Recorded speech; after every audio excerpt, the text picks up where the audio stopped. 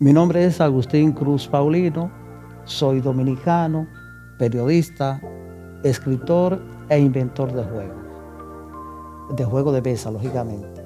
Tengo 27 juegos de mesas inventados y he escrito en más de 40 obras literarias.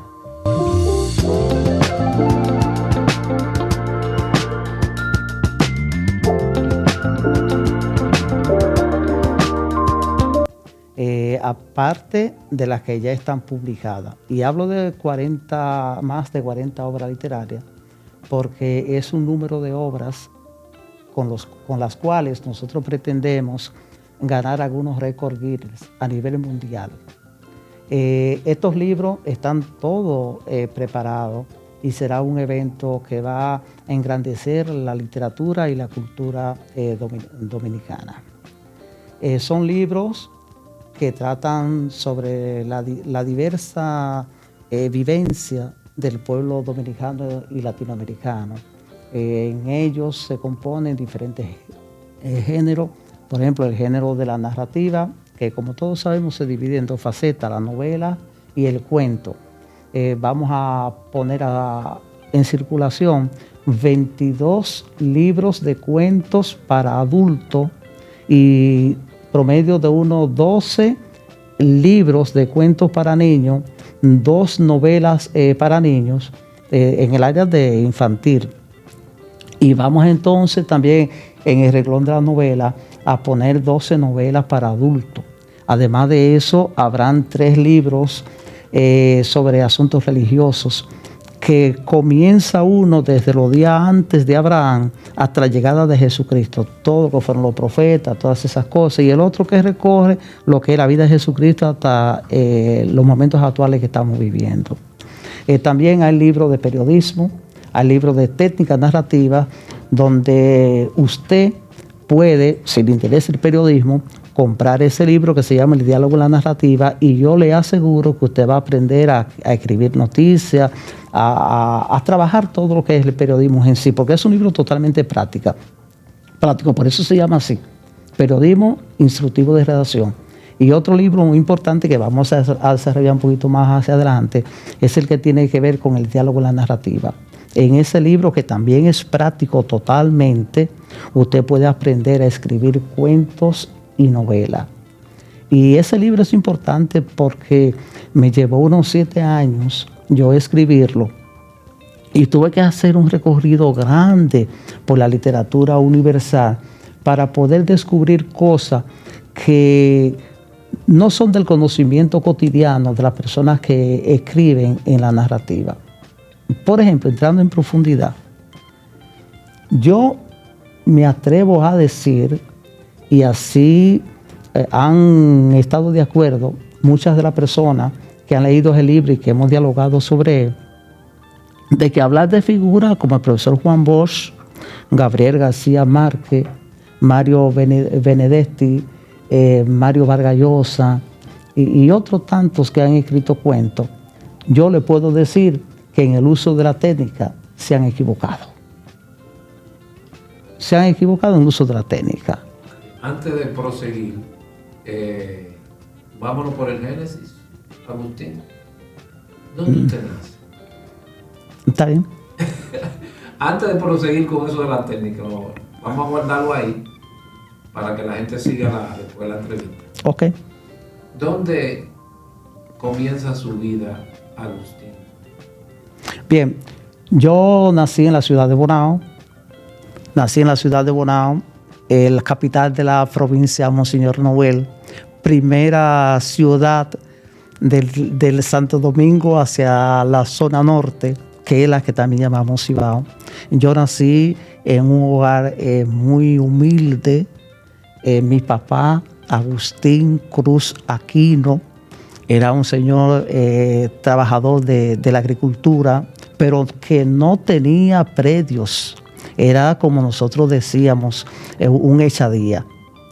Y entonces mi mamá, también una señora muy trabajadora, muy amable, muy dada a los asuntos hogareños, tenían una característica muy especial. No sabían leer ni escribir. pero papá y mamá tenían en su mente un criterio de lo que debía ser el futuro de sus hijos. 11 hijos, criarlo echando días no era algo fácil y no es nada fácil en el día de hoy. Pero papá y mamá se preocuparon porque todos sus hijos fueran a la universidad. Esa era la meta de ellos. Lamentablemente, 2 de mis hermanas no pudieron ser profesionales. Una se casó temprano y la otra tenía problemas visuales, cosas, y eso impidió. Después todos los otros hijos son profesionales. ¿Qué resulta? Mire, a la gente le da a veces vergüenza hablar de lo que fue su historia de pobreza. A mí no. Y a ninguno de mis hermanos tampoco. Yo le puedo decir que en esa casita humilde donde vivíamos 11 hijos, papá y mamá, pronto se convirtió como en un pequeño hotel, porque ahora éramos 17 en una casa con 2 habitaciones y un anexo. Y éramos 17 porque llegaron algunos primos a vivir con nosotros. Y déjenme decirle que para cocinar en la casa era algo jocoso, si lo vemos en el día de hoy. Usted llegar de la escuela, el caso mío, que llegaba a veces de la escuela a las 12 del mediodía, 12:30, y si no majábamos el arroz en hora de la noche, entonces a esa hora había que fajarse a majar el arroz para entonces poder cocinar. Algo que mucha gente ven como algo jocoso cuando yo cuento mi historia, es que ocurre algo. Allá teníamos una cama en la casa nuestra en la que dormíamos como 12 o 15 personas en una sola cama. Y usted se pregunta, ¿y qué tan grande era esa cama? Pues imagínense, ¿cómo era la cama? 4 palos clavados en el piso fuerte, y entonces amarrábamos una lona, pero una lona hecha con saco cosido. Y entonces en esa cama nos agotábamos todo. ¿Qué resulta? Que lo que estaba ahí en el medio, cuando la cama se hundía, los que estábamos en el lado rodábamos y le íbamos cayendo encima a nosotros. Y eso no es lo que da risa. Lo que ocurría debajo de la cama era lo importante. ¿Sabe lo que ocurría? Que la pared de la casa de nosotros, esos anexos, eran de cartón piedra, un cartón negro que se cobijaba de zinc. Y entonces en la casa teníamos una marrana, un cerdo grande, y cuando estaba lloviendo ella se comía entonces esa pared, digámosles así, de cartón, y se entraba debajo de la cama. Y cuando la cerda, como era grande, al entrar a la cama, entonces procedía a levantar a alguno de nosotros. Y el que se despertaba, entonces le daba ¡boom! Y la puerca decía ¡Bee! Y entonces ya nosotros sabíamos, todo lo que estábamos alrededor, que ahí estaba pues, acompañándonos abajo, pues ese animal.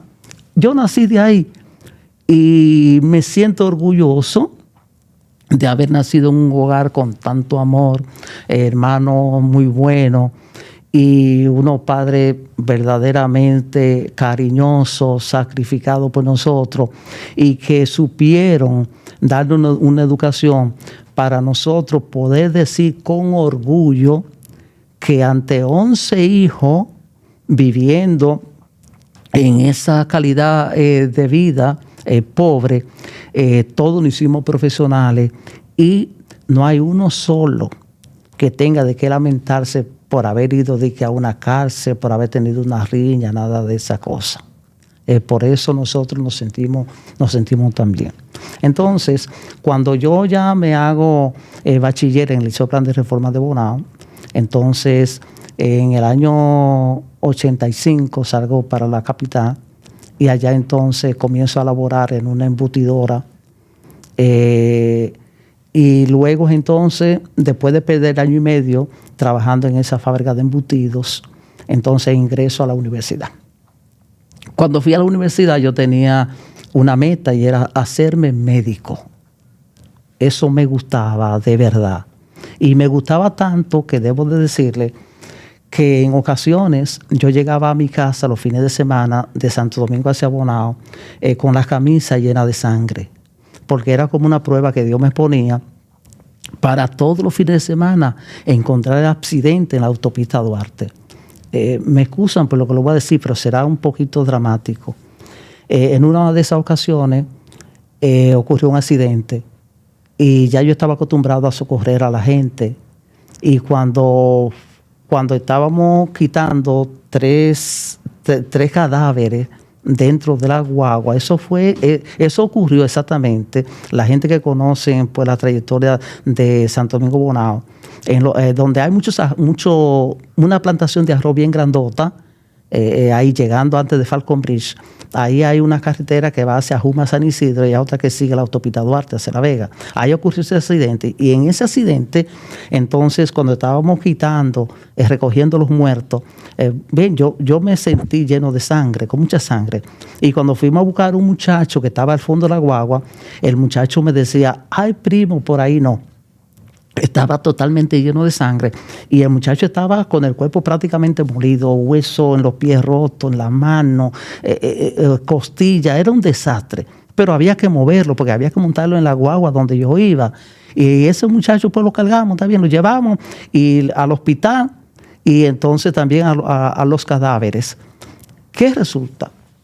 Que cuando yo llego a mi casa, en hora de la noche, me ven con tanta sangre en el cuerpo y me preguntan qué pasó. Y yo me pongo a decirles del accidente.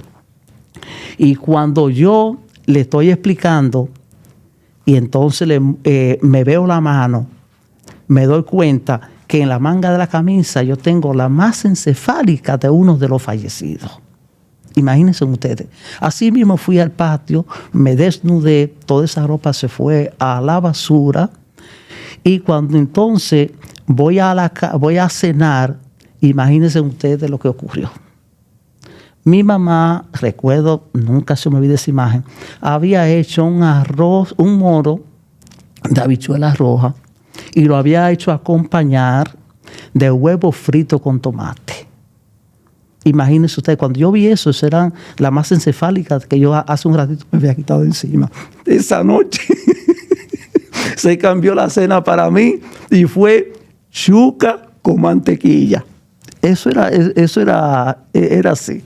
Entonces son cosas que me conllevaron. Después, cuando ya yo estoy en la universidad, les repito, yo estaba en la universidad, entonces pasando mucho trabajo, apliqué para lo que se llama una beca y me la aprobaron. Me daban 69 pesos en la Universidad Autónoma de Santo Domingo. Después de yo tener esa beca que me daba pues para pagar algo del apartamento, o el apartamento no, una habitacióncita pequeñito que compartíamos 3 compañeros. Entonces después de ahí yo apliqué a lo que se llama beca, estudio y trabajo, que podía trabajar 4 horas y me pagaban la mitad de lo que cobraba un trabajador ordinario en la universidad. Y cuando estaba entonces buscando trabajo, tuve suerte que caí en el Departamento de Relaciones Públicas de la universidad, con una señora muy conocida en República Dominicana, a quien le agradezco enormemente, Angelita de León, que era, me parece, directora también de UNICEF, ya era relacionadora pública de la universidad. Trabajé en la universidad con Adonai Medina y el profesor Rafael Peralta Romero. Esos fueron mis 3 jefes en el Departamento de Relaciones Públicas de la UAS, de los cuales aprendí enormemente. Entonces ya cuando yo estaba trabajando ahí en el Departamento de Relaciones Públicas, yo me di cuenta, cuando me llegó el momento de decidir qué carrera voy a estudiar, me di cuenta que yo no podía estudiar medicina. ¿En qué razón? ¿Por qué razón? Porque la familia no tenía el sustento económico para costear lo que conllevaba en ese momento estudiar en la universidad. Y yo dije, bueno, por algo Dios me puso en este Departamento de Relaciones Públicas. Ahí conocí un periodista español llamado Francisco Alba, un intelectual increíble, que se motivó mucho en los cuentos que yo había escrito y una novela, y entonces me inculcó el espíritu de la literatura. ¿De qué año estamos hablando, Agustín? Esos años ocurrieron en el 1987, 1988. Época difícil en la universidad. Sí, difícil. Déjame decirte que el día que yo me inscribí en la universidad, haciendo fila para inscribirnos, caían las bombas lacrimógenas al lado de nosotros. Imagínense, júrelo, al lado de nosotros ahí mismo, y había que agarrar la bomba lacrimógena y tirarla para un lado porque el humo nos asfixiaba, pero no podíamos irnos de la fila. ¿Y por qué no podíamos irnos de la fila? Porque las inscripciones en esos momentos eran muy estrictas en cuanto a las selecciones de materia. Y si usted se iba hoy por la huelga, mañana era el mismo escenario, la misma situación. Y no era fácil. Había que amanecer en la universidad. Tú llegabas a la universidad a las 10 de la noche y cuando tú llegabas ya había muchísimos estudiantes haciendo fila para el otro día. Empezaban las inscripciones a las 7 de la mañana. Y a mí me correspondió un tiempo difícil. Todo el que estudió en la universidad en el 1980 hasta 1990, yo me gradué el 25 de febrero del año 1992. Los que estudiamos desde el 80 a por ahí, esos años del 90, sabemos lo que fueron los tiempos difíciles en la universidad. Donde, mira, cuando había, por ejemplo, protesta de la universidad, o los estudiantes de la universidad se movían a otro lugar, como me ocurrió a mí pasar un susto bien grande en la zona colonial. Cuando eso ocurría, óigame, la policía salía a recoger a toda la juventud que encontraba en los alrededores de la universidad. Y me refiero a los alrededores de la universidad, no al campo universitario, sino que si usted estaba por el malecón o sitios alejados, la policía lo agarraba a usted y se lo llevaba preso. Como ocurrió con un compañero llamado Víctor Abreu, quien es un maestro muy destacado en la Universidad Autónoma de Santo Domingo, en el Departamento de Arte. El compañero salió del kilómetro 8,5 de la Sánchez para la feria a buscar una plancha y en el camino lo agarraron. Y el compañero duró una semana desaparecido, no sabíamos de dónde estaba. Y una comisión de abogados de la universidad comenzó a visitar todos los cuarteles de Santo Domingo y pudieron encontrarlo a los 6 días, si mal no recuerdo. Y eran tiempos difíciles, de verdad. ¿Qué tanto aprendió allí en esa época tan difícil? Porque en los momentos difíciles también se aprende. Mira. ¿Qué tanto aprendió allí? Mira. En el sentido humano, en el sentido catedrático. Mira. Una de las cosas que a mí me ayudó mucho en la universidad, en cierto sentido, en eso que tú te refieres, criterio humano, fue vivir en la casa del estudiante, de los estudiantes universitarios de Bonao. ¿Dónde quedaba esa casa? Esa era una casa que nosotros pagábamos de manera colectiva. Primeramente nos mudamos en el kilómetro 8 de la carretera Sánchez. Ahí no crean ustedes que era una casa, porque hay que hablar claro. Fue 2 habitaciones que conseguimos en el kilómetro 8,5 de la carretera Sánchez, por ahí, y nosotros estábamos rodeados en una colonia de haitianos. Imagínense, eso era así, y donde no llegaba agua. Y para nosotros buscar agua, entonces teníamos que ir, y ojalá que paguen la publicidad, al Hotel El Embajador, allá al Mirador Sur, y entonces ahí había un tubo que la gente los rompía para entonces uno coger agua, agarrar 2 galones de agua, llegar a la casa, bañarse, hacer cena y al otro día la misma cuestión. Entonces esa convivencia en esa comunidad sumamente pobre, difícil, rodeado de haitianos, imagínense ustedes el panorama que se vive allí con tanta insalubridad, tantas cosas, nos ayudó muchas cosas. De ahí entonces nos mudamos al kilómetro 7 de la Sánchez, en la misma calle, y ahí entonces teníamos una casita que no tenía persiana. No tenía persiana. Teníamos 3 camas de 3 niveles cada uno, y los que no podían dormir en esas camas, porque éramos demasiados, entonces abríamos colchones en el piso y ahí entonces dormíamos. En el callejoncito que había, eso era casi enfrente al baño, teníamos una mesita con una estufita pequeña y ahí cocinábamos. Eso, quieras o no, conlleva a uno conocer muchas realidades que no se aprenden en la casa, que no se aprenden en un hospital ni en una sala de periódico, o cuando usted tiene que vivir con compañeros, algunos que son un poquito más pudientes que otros que son compañeros, gente que tenemos a veces comportamientos muy difíciles en alguna cosa, a uno que le gusta la bachata, a otro que le gusta la música clásica, a uno que no le gusta estudiar, a otro que le gusta estudiar. Es una situación difícil. Entonces eso me ayudó demasiado a uno comprender cosas de la sensibilidad y la convivencia humana. ¿Se participó usted dentro de FEFLA? ¿Existía eso allá en esa época? ¿Usted participaba también en estos movimientos estudiantiles en busca de mejoría?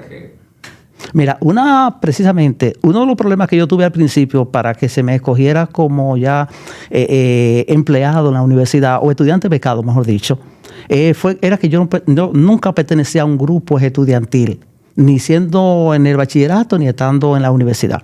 Ante esa realidad, después una compañera periodista llamada Rosa Lugo me dice: Agustín, pero si tú no perteneces a ningún grupo, nunca vas a conseguir trabajo, porque a todos los sitios que yo iba siempre me bloqueaban y yo no sabía por qué.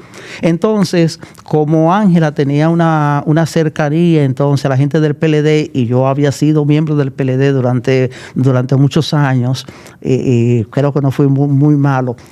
Aquellos miembros de antes, no la sinvergüenza de ahora. Me disculpan, pero entonces, cuando Ángela me abrió la puerta, yo le agradecí mucho. ¿Qué resulta? Que días después, entonces, surgió una voz de que el PLD iba a formar un grupo estudiantil. Y a mí, junto a Giovanni Matos, otro compañero muy valioso como Domingo Contreras, que trabajó en la alcaldía con Roberto, fuimos de los seleccionados para ir a la Casa Nacional del PLD a coger los cursillos sobre la historia del movimiento estudiantil dominicano. Y déjame decirte, fue un trabajo grande. Los 12 grupos que había en la universidad, el FEFLA, FELAVER, la UNER, todos esos grupos se unieron en contra de la vanguardia estudiantil dominicana, V. Oiga, y al principio teníamos problemas. ¿Por qué? Porque no éramos muchos. Pero a alguien se le ocurrió una estrategia. Dijimos, vamos a hacer una caminata por todo el campo universitario. Y como no éramos tanto, se utilizó una estrategia parecida a la que usó Máximo Gómez en uno de los combates en Cuba, que es que se buscaron muchas banderas de nuestro movimiento estudiantil, la vanguardia estudiantil dominicana. Entonces, cada compañero agarró una bandera y nos poníamos un poco lejos uno del otro. Y entonces, al comenzar a dar vueltas por la universidad, por las diferentes calles, todo el perímetro de la universidad, la gente veía que le habíamos dado la vuelta entera a la universidad y las banderas no se cansaban de pasar. Entonces yo digo que ese elemento fue uno de los que acentuó la popularidad de la vanguardia estudiantil dominicana. Yo estoy seguro que los compañeros que están viendo este programa, que vivimos esa historia, pues sabrán. Y algo importante que surgió en la Facultad de Humanidades, a la cual yo pertenecía, fue lo siguiente. Habíamos hecho unos papelitos, unos cartoncitos que eran más o menos de 2 pulgadas por una 4 pulgadas y media de alto. Y eso lo que decía es bota 4, bota B. Entonces, cuando usted se lo daba a los compañeros, a los estudiantes, muchos no lo cogían. Y entonces nos sentíamos un poquito mal. Entonces, no sé si me darán los créditos, pero estoy hablando de corazón. A mí se me surgió enfrente de la Facultad de Humanidades una estrategia. Buscábamos unas cuantas compañeras y le decíamos: compañera, ustedes le colocan a los muchachos y los varones a la muchacha. Entonces agarrábamos un clip y cuando venía, por ejemplo, una muchacha, yo le decía con decencia: compañera, ¿quiere que le ponga el 4 que va a ganar? Y me decía sí. Entonces yo, con mucha delicadeza, en el cuello o en el bolsillo de la camisa le ponía ese papelito a las compañeras. Eso nos dio una popularidad enorme y fue implementado en todas las facultades. Pues así ganamos las elecciones de la Federación Dominicana de Estudiantes en Santo Domingo. ¿Qué diferencia existe ahora entre esa época? Estamos hablando de los 80, tal vez 20, 25 años. Hace mucho. A lo que hay ahora. Mira, lo que resulta es lo siguiente. Cuando se fundó la Vanguardia Estudiantil Dominicana, fue con un lema: no protesta, no perdedera de tiempo, más educación. Y había gente en la universidad que tenían 10, 15 años y no habían podido lograr graduarse, porque todo el mundo sabe que cuando uno entra a la universidad, ya uno tiene una edad, no como ahora, los muchachos entran hasta 16, 17 años a la universidad, algunos. Antes, para ir a la universidad, en esos días difíciles, uno pasaba de 20 años normalmente. El caso mío pasaba desde mucho más de 20 años cuando fui a la universidad. Entonces, cuando ya usted tiene 25 o 30 años, ya usted tiene un deseo de formar una familia. Entonces, muchos compañeros universitarios comenzaban a trabajar, se metían en familia y llevaban entonces una materia.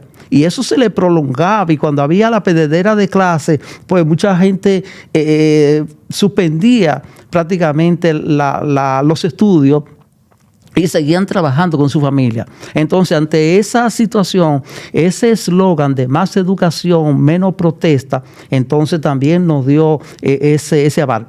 ¿Qué sucede hoy día? Hoy día los muchachos tienen todos en la mano, y me disculpan, yo creo en la juventud 100%. Y por eso soy tan crítico cuando digo que las personas que tenemos cierta edad nunca queremos darle oportunidad a la juventud. Mira, tenemos, por ejemplo, funcionarios en el gobierno, en todas partes del mundo, incluyendo aquí mismo en Estados Unidos, que tienen 40 años en un puesto. Mira, por ejemplo, el expresidente Biden, ¿cuántos años estuvo en el Congreso? Y ya siendo un anciano, todavía quiere seguir en el país. ¿Y por qué no le damos oportunidad a la juventud? Entonces, ¿qué resulta? Que hoy día se dice que a la juventud no le gusta estudiar y que la juventud no piensa. Al contrario, yo digo que por los momentos difíciles en que vive la humanidad, a un joven ahora se le hace más crítico llegar a insertarse en ciertas posiciones en la sociedad. Y ahora, por el movimiento social, tenemos jóvenes más talentosos, más capacitados que la generación en que yo viví. Óigame, con esto no quiero decir que la educación no se haya perturbado, como diríamos. La gente de antes, digo yo, teníamos más educación que la generalidad ahora, viendo los dos grupos, que la generalidad de ahora. Aunque sabemos que no todos los jóvenes son de ese grupo, no. Me refiero a los conglomerados en cada época. Si habíamos 10.000 y 10.000, si comparábamos esos 10.000 de antes con los 10.000 de ahora, los 10.000 sumaban un punto más positivo con educación que los de ahora. Ahora tenemos muchachos que son excelentes, muy educados. Ustedes saben lo bien que uno se siente cuando tú vas a un hospital y hay un muchacho de 27, 30 años que es médico y te está atendiendo. Cuando uno se encuentra que hay muchachos que sean, por ejemplo, muchachas jovencitas, que sean, por ejemplo, preparados en operaciones faciales, algo que es tan difícil. Y eso no son los viejos, son gente joven que están en eso. Los viejos siguen en los consultorios recetando pastillitas y embromando. La juventud en la arquitectura, en el periodismo. Miren la revolución que tenemos en las redes sociales, señores. Eso es increíble. ¿Cómo me van a decir a mí que, por ejemplo, yo que trabajé en el periódico El Sol, trabajé en el periódico La Noticia, trabajé en INAZUCA, trabajé en el Consejo Estatal del Azúcar, que pasé por CORDE haciendo pasantía de Relaciones Públicas, que trabajé en la cadena de noticias en Santo Domingo? ¿Cómo me van a decir a mí que a mí se me hacía en esos años más difícil yo popularizarme como periodista que a los muchachos de ahora? Ahora es más difícil porque hay más gente, hay más medios, hay más competencia que antes. Entonces, ¿ustedes creen que es fácil que ahora que se abre el YouTube, un joven hacerse popular con 50.000 millones de gente haciendo YouTuber? Miren, hay que ¿cómo le digo?, reconocer ¿cómo le digo?, y situar en esos lugares a esos muchachos. En República Dominicana tenemos un gran fenómeno, a los foques. Ese muchacho, muchos no pueden estar de acuerdo con muchas de las cosas, de los contenidos que se dicen en algunos sitios. Óigame, pero ese muchacho se ha fajado, Matías. Y hay que reconocerlo. ¿Quiénes de los periodistas viejos, por ejemplo, tienen medios más populares que los de él? Nadie. Todos estamos arrinconados. Entonces, la juventud de ahora tiene un potencial, oiga, que es, yo digo, más grande que lo que éramos la juventud de antes. Antes éramos más educados, ahora los muchachos son más ingeniosos. Tienen que lidiar en una sociedad difícil.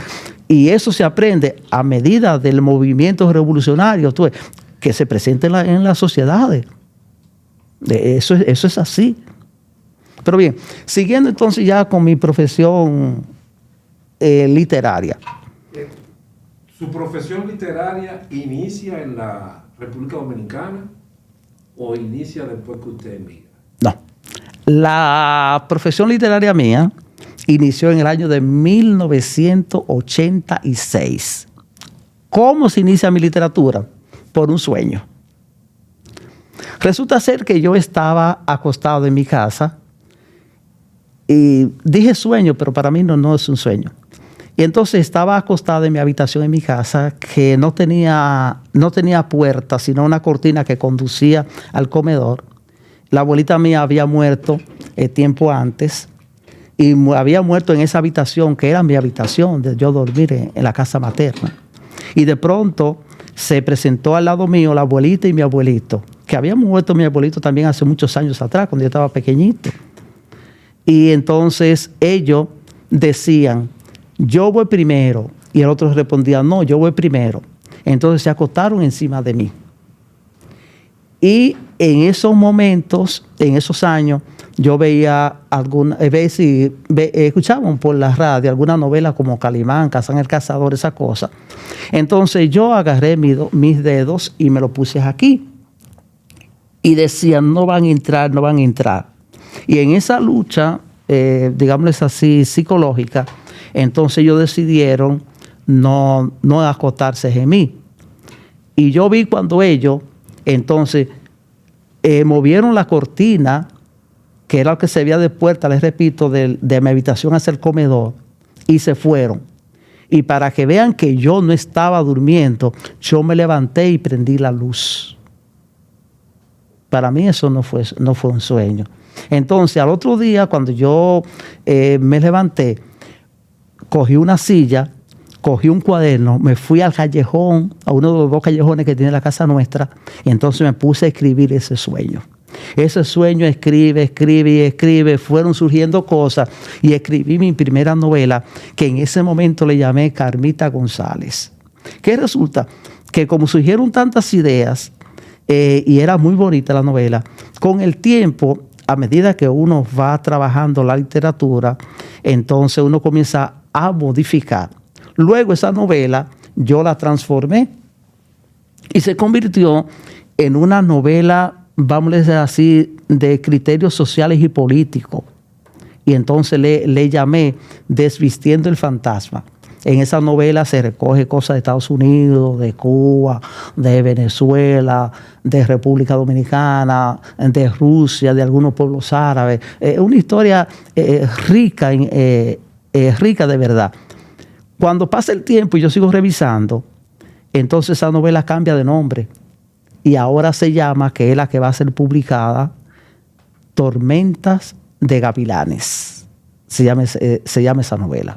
Entonces, la literatura mía tiene su inicio en República Dominicana. Allí escribí mi primer libro. Ahora bien, cuando yo llego a este país, y escuchen bien los latinoamericanos.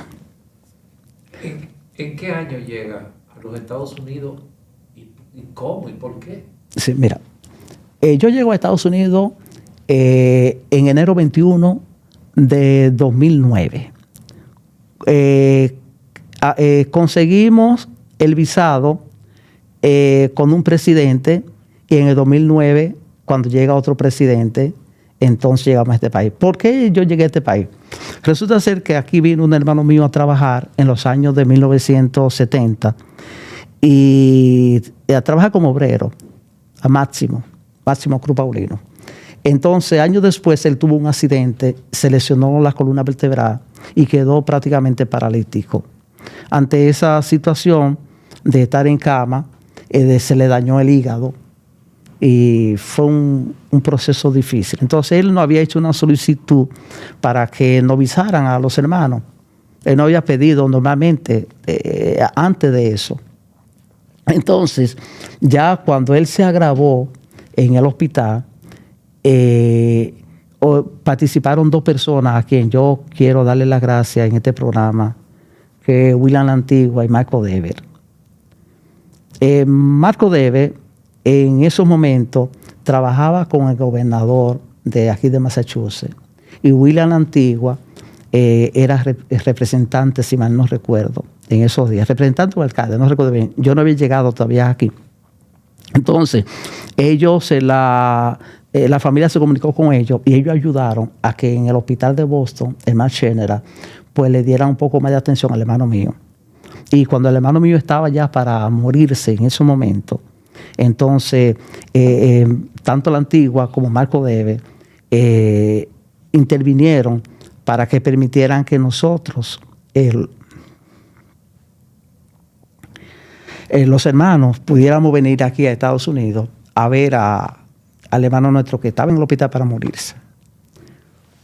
Cuando nosotros llegamos,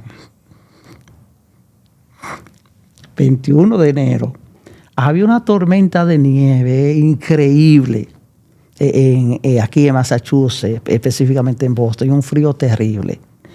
Entonces, cuando llegamos a la habitación del hermano de nosotros no hicimos el juramento de que no lo íbamos a dejar solo ni un momento. Entonces, yo vivía en Lynn, que vivía más cerca del hospital. Entonces, yo pronto tuve que aprender de una vez ahí cuál era la guagua que me llevaba y cuál era la guagua que me regresaba. Y entonces yo iba todos los días al hospital y los familiares míos que vivían aquí en Methuen, entonces iban también al hospital. Nosotros llegamos, nos visaron a los 21 miembros de la familia, nos visaron ese mismo día, a todos, para que viniéramos. Por suerte, el hermano de nosotros pudo recuperarse, apareció un hígado, el hígado de él no servía en nada, apareció un hígado que tenía únicamente el 25% en buenas condiciones, y los médicos nos dijeron, es preferible colocarle que tiene algo y que le quitemos el que no tiene nada. Entonces a él podía hablar y entendió, y entonces se le hizo la cirugía. Miren qué cosa de la vida. Ya le habían puesto ese hígado y lo estaba asimilando bien. E incluso le dieron de alta y fue a su casa. Y allá Máximo, ella jugaba dominó, hablaba normal, tenía una vida casi normal. Y resulta ser que un día, supongo yo que eran como las 2 y algo de la tarde, llamaron del hospital. Preparen a Máximo que va una ambulancia de camino a recogerlo. Apareció otro hígado. Miren qué cosa de la vida, como le decía. Una joven de la ciudad de Bonao, nosotros vivimos en República Dominicana, tuvo un accidente aquí en Estados Unidos y perdió la vida, desgraciadamente. Los familiares de esa muchacha sabían de la condición de Máximo y entonces dieron autorización que si los órganos de ella podían servir para Máximo, que entonces lo cogieran. Y resultó ser que era compatible. Entonces a Máximo, el hermano mío, le pusieron ese hígado de esa muchacha y él lo asimiló bien y comenzó a coger color. Saben que cuando la persona tiene problemas del hígado se parecen como un poquito a los hindúes. Me disculpan los ciudadanos de la India, pero que tienen poco brillo en la piel. Entonces el hermano mío era así, y al ponérsele ese nuevo hígado, entonces él empezó a recuperar otra vez el color de su piel y a tener una vida normal. Si Máximo no hubiese tenido una crisis muy personal, hoy día estuviera vivo. Pero él tuvo una crisis y decidió que no quería seguir viviendo después. dijo que no le suministraran alimentos ni comida y desgraciadamente falleció. Pero yo llego aquí en esas condiciones. Entonces, cuando yo llego aquí a Estados Unidos, que era algo que iba a decir antes de la pregunta del compañero Adril, yo me propuse algo. Mi primer trabajo fueron 3 semanas en la fábrica de bizcocho. A las 5 semanas comencé a trabajar para Walmart en New Hampshire. Y al yo ver cómo la gente vive en Estados Unidos, yo me dije que yo no me iba a dejar absorber por esa forma de vida de aquí. Yo salía del trabajo, empecé a trabajar de 2 a 10 de la noche. Llegaba a mi casa y me sentaba en una computadora a escribir. A veces la esposa mía se iba a trabajar a las 4 de la mañana y me dejaba escribiendo en mi computadora. Después se cambió el horario de trabajo de 4 de la tarde a 1 de la mañana. Y yo salía del trabajo y me sentaba en mi computadora a trabajar.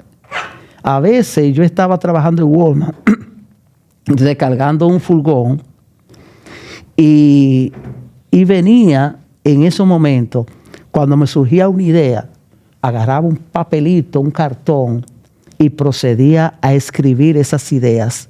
Y luego, cuando llegaba a mi casa, a la 1 y algo de la mañana, entonces me fajaba en la computadora a desarrollarla. Gracias a eso, en Estados Unidos yo he logrado escribir mucho más libros que lo que hice en República Dominicana, aunque tuve trabajo que salía de mi casa a las 11:30 de la mañana los domingos para llegar a un hotel a las 10 de la noche en un pueblo que se llama Machía, lejísimo en el estado de Maine. Y aún así, con ese tiempo tan restringido, ni en el hotel, ni en el trabajo, ni en mi casa, yo nunca he dejado de escribir. Así que ya ustedes saben, no se dejen arropar. Hagan lo que ustedes crean que tienen que hacer para que un día puedan sentirse libres, como yo creo que me siento en el día de hoy. Yo he dicho que las personas que viven en Estados Unidos y nosotros que estamos en Massachusetts, tenemos muchas oportunidades de progresar. Ahora, yo pienso que un número muy grande de nuestros residentes en la ciudad de Lawrence, Methuen, Lynn, Hebron, Salem, otros lugares, no aprovechan esas oportunidades que tenemos aquí, que desgraciadamente no podemos contar con eso en la República Dominicana porque el Estado es muy indiferente en lo que es el progreso de la gente. Muy, muy diferente. Aquí cualquier persona, el que quiere, puede trabajar. La persona que quiere educarse en este país tiene esa facilidad. Es lógico que cuando usted termine de una carrera, usted tenga que pagarla poco a poco lo que a usted se le ha facilitado, que es algo que yo creo que en República Dominicana debería implementar la Universidad Autónoma de Santo Domingo. Por ejemplo, cuando yo fui a la universidad, a mí me dieron realmente una beca que me duró unos 6 meses. Me pagaban 69 pesos, pero el crédito en ese momento era de $1.50. Si hoy día nosotros comparamos lo que cuesta un crédito en la Universidad Autónoma de Santo Domingo y lo comparamos con el crédito que se paga en universidades privadas como la UCAMAIMA, nos vamos a dar cuenta que prácticamente con un crédito de la UCAMAIMA se pagan todos los créditos de una carrera en la Universidad Autónoma de Santo Domingo. Entonces, de ahí es que yo creo que aunque el Estado es quien subvenciona a la universidad, yo creo que debe de haber una responsabilidad del profesional egresado de la universidad, de la UAS, hacia ese centro de estudios. Por ejemplo, ya yo terminé la universidad en el año 92. ¿Tú ves? Entonces, yo debería de aportarle algo a la universidad económicamente, no únicamente que he escrito libros y que he sido un promotor cultural y que he hecho más o menos con honestidad una carrera periodística. Eso lo he hecho yo para la sociedad y lo he hecho para mí, para mi familia. Pero a la academia como tal, yo no le he aportado nada. Entonces, si a mí, por ejemplo, me dicen que hay un reglamento donde los egresados de la universidad deben de aportar algo, yo le digo, inscríbame, que aunque sea 5 centavos yo aporto. ¿Por qué? Porque es que lo que paga el Estado no es suficiente, señores, para que la universidad funcione como tiene que estar. No es suficiente. Usted en la universidad no encuentra papel en un baño. Usted en la universidad se le hace difícil tomar agua en un pasillo de la universidad porque no hay bebedero con agua para usted tomar. ¿Y por qué entonces, con tantos recursos que uno dice que tiene el país, tantos recursos que se mueven en el mundo, tantos recursos que ganan los diferentes profesionales egresados de la universidad, ¿por qué no se le puede aportar algo? Ojalá que la gente de la universidad me escuchen y que coordinen una iniciativa con el gobierno, los legisladores, para que los profesionales egresados de la universidad tengamos que pagar algo. Yo no sé cuánto, pero algo que se cobre, que yo no creo. Oiga, que nadie que salga de la universidad y que esté trabajando se oponga a ver el florecimiento de nuestra academia. Yo creo en eso. Déjame decirte, los estudiantes de Derecho, los estudiantes, creo, de Educación y los estudiantes de Periodismo, es posible que muchos conocieran, como yo tuve la oportunidad, de conocer 3 profesores. Voy a hablar de 4 profesores. 4 profesores. Los hermanos Avelino, Ramón y Andrés Avelino. Fueron profesores que yo no voy a decir que fueron malos. No. Yo no soy quien para juzgarlo en ese sentido. Pero fueron profesores que vienen de los años 60 dando clases en la universidad. Ramón, que me correspondió a mí dando materia con él, él hacía la anécdota de cómo él tenía que coger su pistola y apuntar. Pues porque eran tiempos difíciles en la universidad. Y que cuando él apuntaba con esa pistola, ese revólver, dejaban los pasillos solos. Porque en la universidad, todavía el otro día que yo estaba en la universidad, óigame, se llamaban trifulca entre grupos estudiantiles y era con palos. Algunos llevaban punzones y cosas. Le estoy hablando del otro día, de 1980 y algo. Ya han recorrido muchos años para acá. ¿Y por qué yo hago referencia a eso? Porque mira lo que ocurría. El profesor le decía a los estudiantes, ¿quiénes creen en Dios? Levante la mano. Y los estudiantes levantaban la mano. ¿Quiénes creen en el diablo? Y los estudiantes levantaban la mano. Y él decía, todo estudiante que cree en Dios, todo que cree en el diablo está quemado. Ya, usted se quemó. Y no había que usted pudiera ir a protestar a cualquier sitio. No. Nadie tocaba a esos profesores. Eran dioses. Dioses. Sin embargo, hay un profesor llamado Ildefonso Güemes Nau, a quien yo saludo. No tuve amistad con él más que ser un estudiante de aula que a veces hacía una pregunta y lo escuchaba. Pero para mí una eminencia, el profesor Güemes Nau.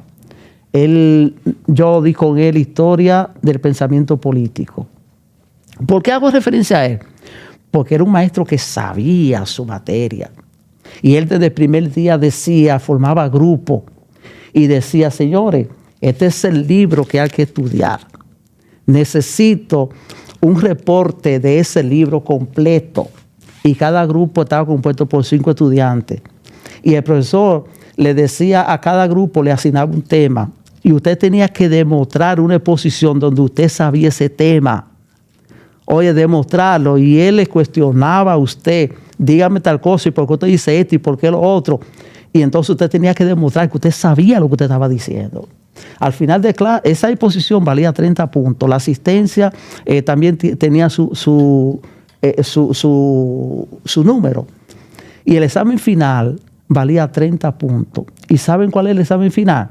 El profesor llegaba, le entregaba a cada estudiante una hoja, 8 y media por 14. sellada con un sello y el nombre de él, y usted tenía que poner la sesión a que usted pertenecía, y el profesor se paraba en la pizarra y decía 3 preguntas cualquiera del libro. En esa materia yo estaba para pasarla con 97, que no es fácil. Yo tenía 67 puntos acumulados en esa materia, y si sacaba 30 en el examen la pasaba con 97. Cuando el profesor dictó las 3 preguntas, yo nada más sabía una, que era: explique el concepto filosófico de San Agustín. Y como ese personaje, pues tenía mi nombre, a mí me gustaba. Yo saqué 10 en el examen, pero tenía 67 acumulados y por eso la pasé con 77. Le estoy diciendo la calidad de los maestros que le enseñaban. Otro maestro excelente, mi maestro preferido en la Universidad Autónoma de Santo Domingo, el profesor Rafael Núñez Grasar, periodista. Creo que, me excusen los compañeros, pero creo que ha sido el mejor maestro que ha tenido la Universidad Autónoma de Santo Domingo, y creo que es uno de los mejores periodistas, si no el mejor, que ha dado la patria dominicana. Rafael Núñez Grasar, maestro de maestro. Entonces, entrando a tu pregunta, ¿qué hay que hacer en la universidad? Uno, sacar la jodida política de la universidad. No es posible que los partidos políticos, sin importar cuál sea, desde el más pequeño hasta el más grande, se hagan de la universidad como si fuera un centro un comité de base de su partido. Yo creo que eso hay que eliminarlo de la universidad. La tanta politiquería. No me opongo, sin embargo, a que existan los frentes estudiantiles. No me opongo a eso. Lo que la universidad tiene que hacer es elaborar un reglamento, de participación, conducencia, filosofía de lo que debe ser un movimiento estudiantil que vive en la Universidad Autónoma de Santo Domingo. Eso no es difícil, crear una ley interna de la universidad para eso. Porque, ¿cómo es posible, por ejemplo, que los dirigentes estudiantiles sean los que duran más tiempo para graduarse en la universidad? ¿Cómo es posible que los estudiantes se vean tirando piedras en el campo universitario y que no se pueda agarrar un estudiante de eso, la misma seguridad de la universidad, y entregársela a los mecanismos del Estado? Porque es un acto terrorista cuando usted tira una piedra para usted darle a un policía o darle a un ciudadano que va pasando. ¿Qué resulta? Cuando Franklin Almeida, miren esto qué bonito. En mis libros, no sé, Adrián, si tú lo tienes por ahí, Cuentos de Piringo. En mi libro Cuentos de Piringo hay un cuento que se llama En el comedor de la universidad. ¿Qué trata ese libro? Es un libro de cuentos, pero tiene un cuento especial. Había un profesor, Sánchez Martínez, médico, muy reconocido en el país. Duró 2 años siendo rector de la universidad. Desde el mismo momento que llegó, en el comedor universitario se brindó, todos los días sin fallar, locrio de arenque. Todos los días sin fallar.